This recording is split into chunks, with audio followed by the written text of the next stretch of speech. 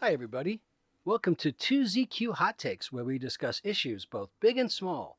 I am your host, the very handsome Tim Kirk, and today I'll be talking about things related to returning to the workplace that a lot of us will be yeah-ing about.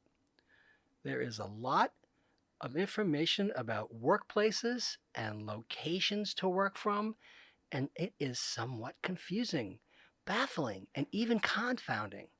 And I will get to that. But first, a few thoughts on returning to the workplace and what we can feel as being a little irksome. First, when you enter the building, you push the door open with your mighty hand and enter, while the person in front of you or next to you who looks fit and able weakly puts their entire body weight against the door, and the air pressure from the HVAC in the lobby resists ever so slightly, but they are exhausted after opening the door just wide enough so that they can slip in. Weak? Lazy? Hungover? What? This is not Castle Keep. It's an office building. Open the door like a big boy or a big girl. Oh, yeah. Blocking elevators. Have you experienced this? Someone stands in front of a closed elevator door, waiting for the elevator car on the opposite side of the lobby to open. So they block the door so no one can get in or out of the elevator. And they act as if they need some sort of running leap to jump across some giant chasm to get in the car. No. Just stand to the side and wait patiently like a big boy or a big girl. Oh, yeah.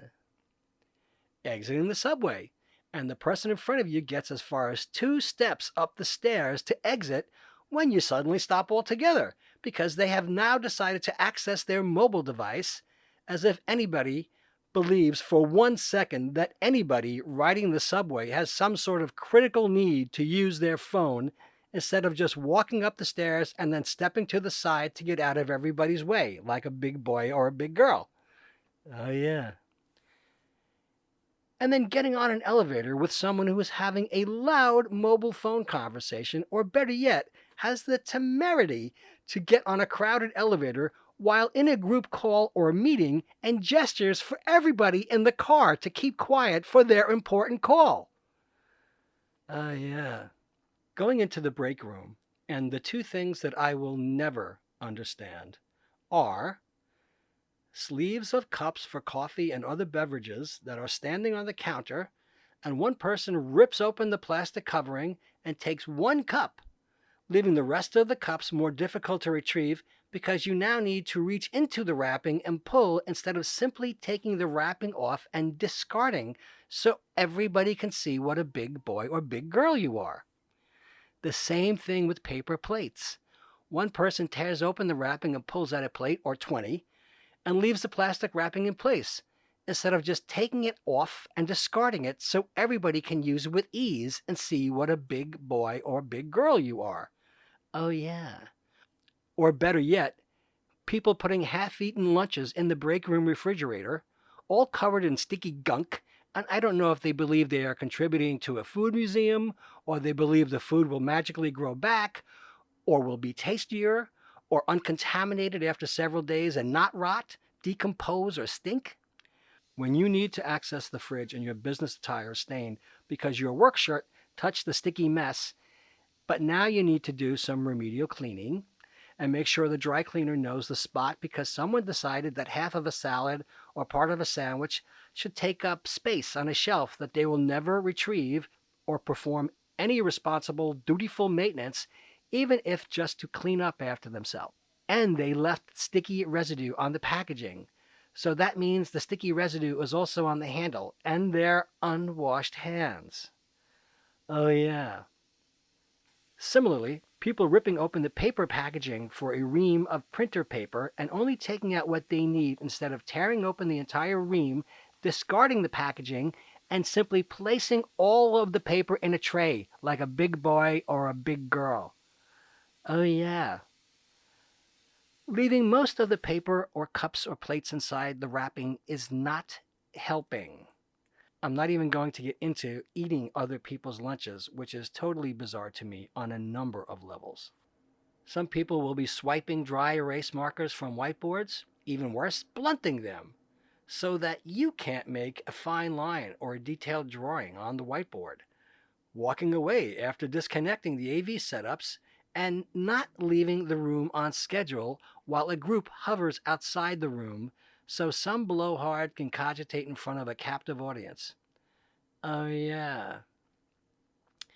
Going through the desk of a departed coworker to look for something they might have left in their drawers, such as a file or a peripheral you might need, and seeing all the gross things that they stuffed in there, as well as the unreal amount of those little condiment packets and paper napkins, some even used. Ew! Sometimes you have to do that. Oh, yeah. People just walking up to you and they start talking before you can even comprehend that they are there, and you need to stop whatever train of thought you were on in order to deal with them because their hair is on fire. You can't impatiently butt into somebody while they're on a Zoom call. The old saw about everybody having that one crazy neighbor. So if you don't have a crazy neighbor, you are the crazy neighbor.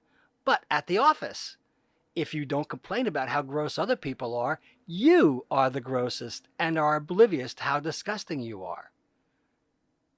I personally feel that people want to go to the office. In spite of all that, get out of the house. I get the feeling that a lot of people who commute are wary of resuming that potentially dangerous, tedious, time-sucking component of their work week routine, but they can pick up something they needed to buy, they can grab a beer on the way home, go to an after-work party, and stop and see some sort of attraction on their way back to wherever they came from to enhance their experience. Something to talk about when they get home. Share it on social media. Keeping your interpersonal skills sharp in a face-to-face setting involves more than a Zoom call or any video chat. You sense people's meanings or subtext. You have a better understanding from their body language, unspoken communication, eye contact, stance, etc. Their tone is shifted because they are in a somewhat mutually level playing ground as opposed to the cozy confines of a home office. And they might be temporarily free from domestic distractions, but there is a bit of an acid test when they have to comport themselves with the workplace distractions that they don't usually have at home. Then there is also the incessant daily debate over what to have for dinner, because that dictates what you will have for lunch, or the other way around for many people. Anyway, especially those of us in relationships. Calls or texts often consist of something to the effect of, what do you want to have for dinner? Well, we had that 2 nights ago. I just finished pizza. I had a burger yesterday. Yes, I know I'm supposed to eat salad. Can we just focus on dinner? What do we have? You want to go out? Where? Okay, so in or out? Oh, yeah. I'll pick something up on the way home. Although we complain, we love that. Sometimes a little distance, both emotionally and physically, and interaction with different personalities is a refreshing change. It expands your breadth of experience, tempers your demeanor, and you can provide greater insight into what makes others tick, and possibly oneself as well. They need to reestablish, define, and refine their professional identities, and looking sharp, responding to stimulus, and stimulating others while working towards a goal in a group setting adds dash and excitement into our lives. Getting out of the house is also something that people love to do. Strutting when you succeed is a basic desire, or at least I would like to think so. The day-to-day experiences people have are quite strong indicators of how people feel they are doing. Not that they are the same, and or can be equivocated with the pursuit of abstracts and then plans that are executed with any finesse and style and can be viewed in a group as accomplishments to crow about. Award ceremonies and celebrations afterwards are also ingrained into people, or are they outgrowths of human nature? I think it is a combination, but based on intrinsic desires and basic needs. Motivation needs to be encouraged, and the best way to encourage motivation is to reward people for their efforts and champion their results. The old carrot on the stick. I do think people get a sense of where they fit, their personal water level, when they are in a work setting. I think we also give each other a wider berth to be ourselves when we have to adapt to and adjust to our surroundings. An unscientific poll from LinkedIn reported that remote work is shaping cities as workers flock to places with more open space. But what happens post-pandemic? Will workers want to return to the office or keep working from home? The results, which were ongoing and completely unscientific, at that point said 11% wanted to be in the office, 25% wanted to work from home, 62% wanted to flex between the home and office, and 2% were other. LinkedIn also had an article about America's abandoning downtown, mostly New York City, Houston, Dallas, and Austin, Texas, to relocate where there was more open space amid the pandemic. USPS data through mid-September showed the most popular state destinations are, in descending order, New Jersey, South Carolina, Maryland, Connecticut, and Arizona. The vast majority of moves were also within counties as people sought to remain in the same metro area. Prices are climbing in the counties outside major metro areas, with Fairfield, Connecticut leading on a 33% jump in September from a year earlier. I've been to Fairfield, Connecticut, and it is no slum. New home starts also jumped in September, with single-family house construction ramping the most in 13 years. Much has changed during the pandemic, including where we work and, as it turns out, where we live. ULI and PwC released the annual Emerging Trends in Real Estate reports recently. It is one of the industry's most highly anticipated publications. According to the report, residents and companies moving from big cities to secondary markets and suburbs is likely to be one of the biggest trends to come out of the pandemic. Clarion Partners Managing Director One Payne, speaking on the ULI fall meeting panel that introduced the report, said her firm's research shows the shift to the suburbs was taking place before the pandemic. Millennials are getting older, they're at childbearing age, they want to live beyond 600 square feet in the city. I did a pod earlier this year about how millennials in cities wanted to stay put, rent, and could not afford to buy houses. How things have changed since then. Diversity Inc. reported that half of employees working at home feel isolated. And there is a communication trick. It's called the rule of 7. Repeat the same message over and over 7 times and make people feel like they belong. There was an article on LinkedIn saying, you may never work in an office again. How does that make you feel? Atlassian work futurist Dominic Price sent his boss a selfie from the beach with the caption, I'm not going to apologize for this. In the photo, he's smiling, relaxing, obviously not working. And that's okay, because the world of work has changed. The pandemic has nudged many businesses into a model that embraces flexibility, whether it's to allow for caregivers to work regular hours or letting those who struggle with a commute to work remotely, or in the case of Price, those who would rather nail 5 hours of work on a rainy Sunday and then go to the beach on a workday. So what does that mean for job seekers? Price says it's a good time to ask yourself, what do I need to thrive? He tells LinkedIn the answer may not be a 9 a.m. to 5 p.m. job in an office, but then again, many people do crave the social aspects of a workplace. The quote is, it's not just extroverts versus introverts. A lot of people get energy and distraction and collaboration from being in the company of others. Humans are very social beings, which is what I think.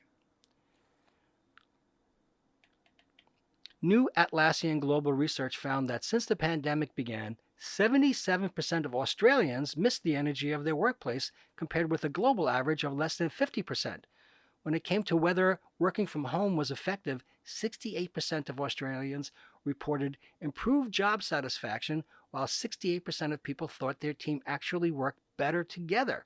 Price says there's still a lot of work to do to create a new normal, but that it's clear many new ways of working brought about by the pandemic are here to stay.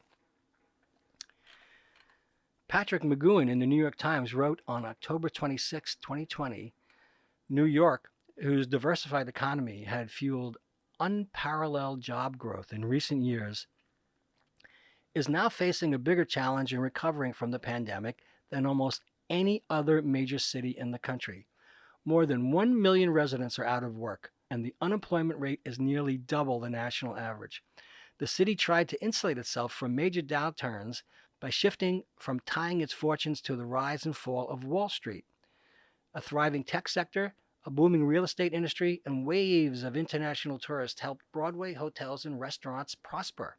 But now, as the virus surges again in the region, tourists are still staying away, and any hope that workers would refill the city's office towers and support its businesses before the end of the year is fading. As a result, New York's recovery is very likely to be slow and protracted, economists said. This is an event that struck right at the heart of New York's comparative advantages, said Mark Zandi, chief economist for Moody's Analytics.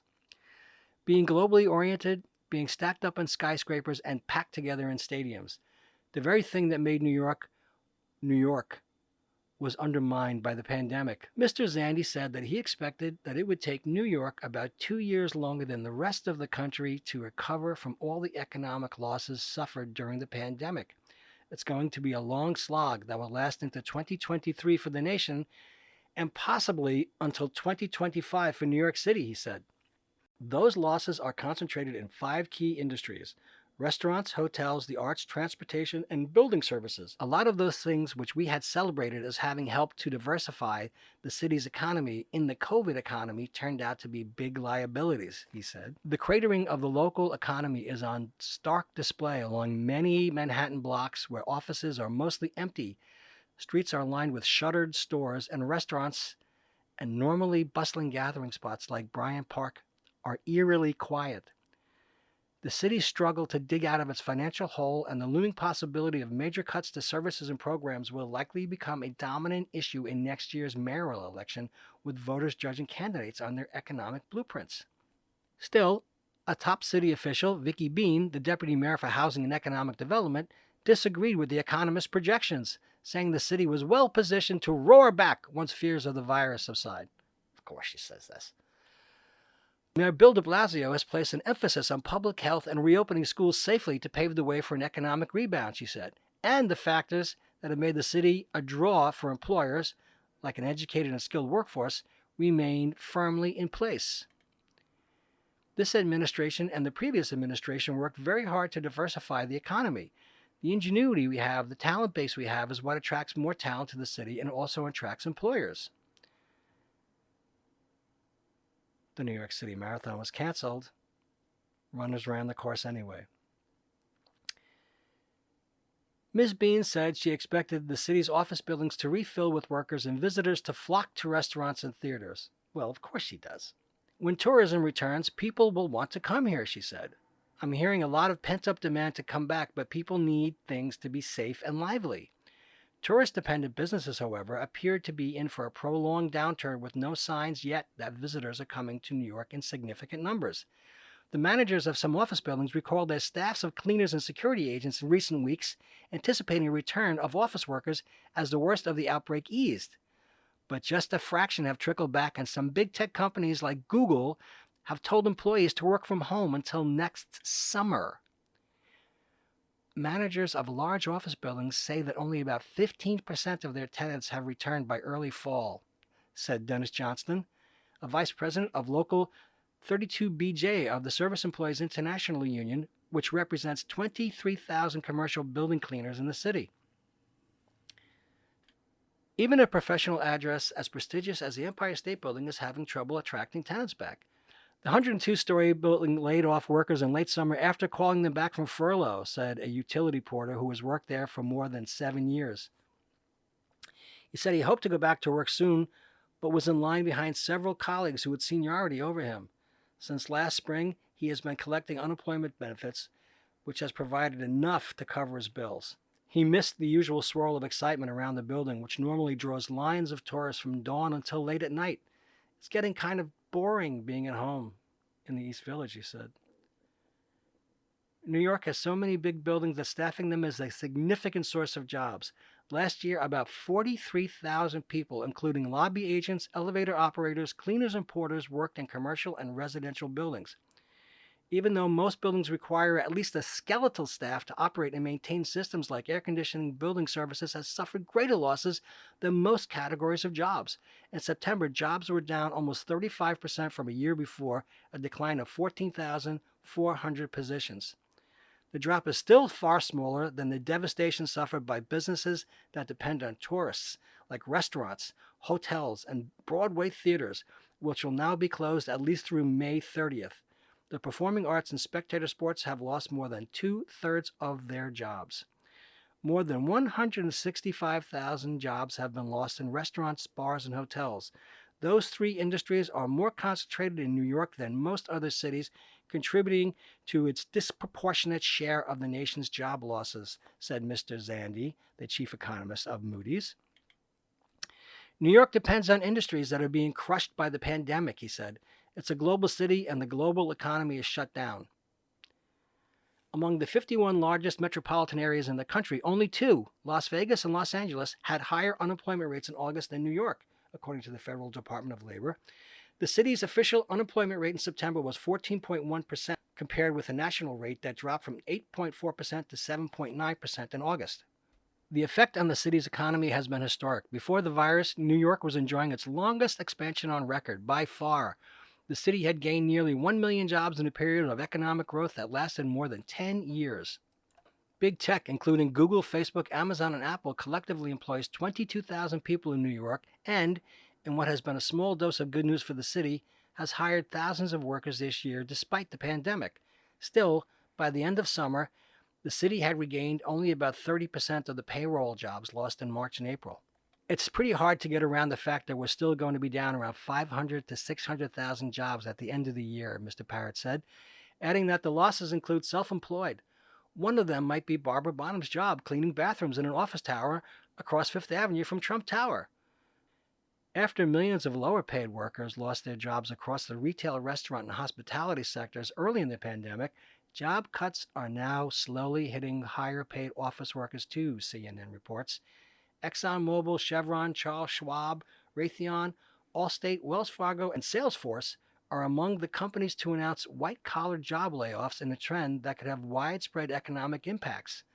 While some of the moves are a result of mergers, in many cases, companies are just reassessing their current climate and cutting back, says CNN.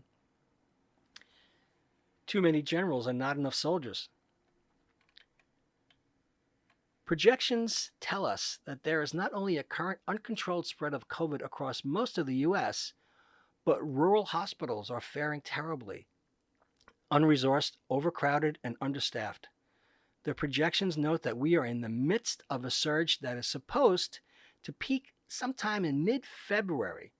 This is horrible, and we need to take stronger precautions as fatigue has set in and a cavalier disposition has taken hold over many people, even though so very many people rely on jobs that put them in danger of contracting COVID.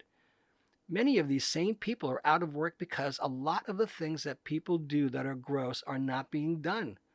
The detritus and wake of destruction that people leave is simply not there and is unlikely to return in any meaningful form soon.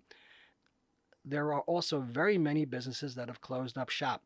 I have heard anecdotal stories about entire firms being scraped to the walls and sold off for salvage. All those firms that relied on co-working space because they otherwise could not afford to do business are either dead, in limbo, or have miraculously found a way to prosper in spite of the hellacious circumstances.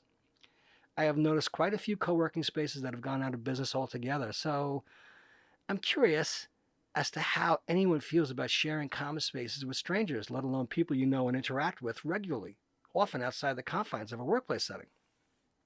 This is all so very weird. Thanks for listening. See you next time, and as the kiddies say, peace out.